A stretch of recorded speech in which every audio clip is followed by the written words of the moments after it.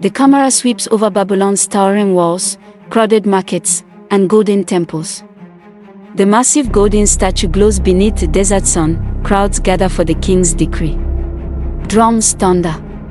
Priests chant. Amid the thousands, we see Shadrach, Meshach, and Abednego standing together, calm, steady, unmoved. As the music blasts, the entire crowd falls to their knees, except the three. Gasps ripple through the plain. Soldiers exchange looks. A Chaldean advisor eyes them with resentment, whispering to another, "There. Those Hebrews. They dare stand." Inside the palace hall, Chaldean officials bow before Nebuchadnezzar. "Three Hebrews refuse your God, my king."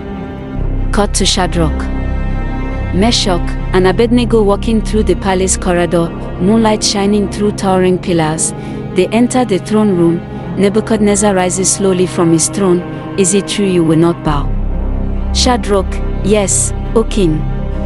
Meshach, "We serve only the Most High." Abednego, "Even if we die, we will not bow." The king's face twists with fury. "Then you shall burn." Workers feed giant logs and tar into a cavernous furnace. Flames roar upward like living beasts. Shadrach, Meshach, and Abednego stand before it, bound at the wrist. The heat is so intense that soldiers shield their faces. Crowds gather. Some shout insults. Others weep. A woman murmurs, "Why stand for a God who will not save?" But the Hebrews remain silent, determined. The king watches from a balcony, face lit by firelight, eyes blazing with pride and anger. Nebuchadnezzar steps forward, sweat glistening from the furnace heat. "This is your last chance. Bow and live." Shadrach meets his gaze. "We meant every word." The king signals. God sees the Hebrews. As they are dragged toward the furnace, even the soldiers tremble. The furnace doors open, light spilling out like a second sun. With a final shove, the Hebrews fall into the flames. The moment they drop, the two soldiers closest collapse, burned by the heat. Nebuchadnezzar watches triumphantly, then freezes. He leans forward, squinting. Inside the fire, the Hebrews stand upright. Their robes slide off, turning to smoke, but someone else is there, a fourth figure, glowing with radiant light, walking beside them as if in a peaceful garden. Nebuchadnezzar stumbles backward, whispering, That looks like the Son of God."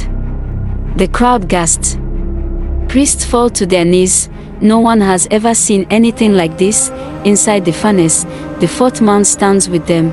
The flames curve around his presence like obedient servants. Shadrach touches the fiery wall. Nothing harms him. Meshach looks at Abednego in awe. The fourth man raises his hand. The fire stills, like a storm suddenly calmed. Their chains drop melted at their feet. Outside, the king shouts, voice shaking, "Servants of the Most High, come out." The furnace doors open. Shadrach, Meshach, and Abednego walk out slowly, light glowing behind them. People scramble back in fear, then rush forward in disbelief. A guard reaches out and touches Meshach's robe. "Cold." "It's cold," he whispers. Nebuchadnezzar circles them, astonished. No burns. No scars. Not even smoke. The king steps back, breathing heavily, humbled by what he has seen. Nebuchadnezzar stands on his balcony, overlooking the empire.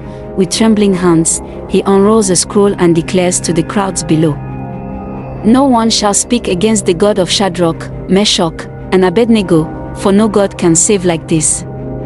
The crowd erupts in cheers. Babylonian priests exchange worried glances. The three Hebrews are summoned to the palace and granted new garments and higher positions. They bow, not to the king, but to God. Night falls over Babylon. Nebuchadnezzar sits alone in his private chamber, staring at the furnace outside. He whispers to himself, "Who was that man?" He recalls the glow, the calmness, the authority. For the first time in years, his pride cracks. He kneels slowly, overwhelmed, not forced, but humbled. The palace torches flicker as if responding. Messengers on horseback race through desert roads, shouting the news across nations. Traders repeat the story in marketplaces. Nomads gather around campfires retelling the miracle. In faraway lands, children ask their elders, "Who was the man in the fire?" Some say angel, some say divine warrior, some whisper something greater. The story begins to take on the weight of legend.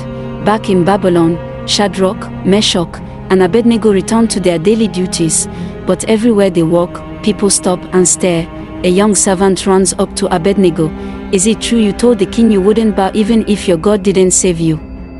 Abednego smiles warmly. Faith is not faith if it bows to fear. Their courage inspires others, Hebrews and Babylonians alike. Years later, an elderly storyteller sits by a campfire with children gathered around him. He tells the tale of the three men who walked in fire and the mysterious fourth man who appeared beside them in the dancing firelight.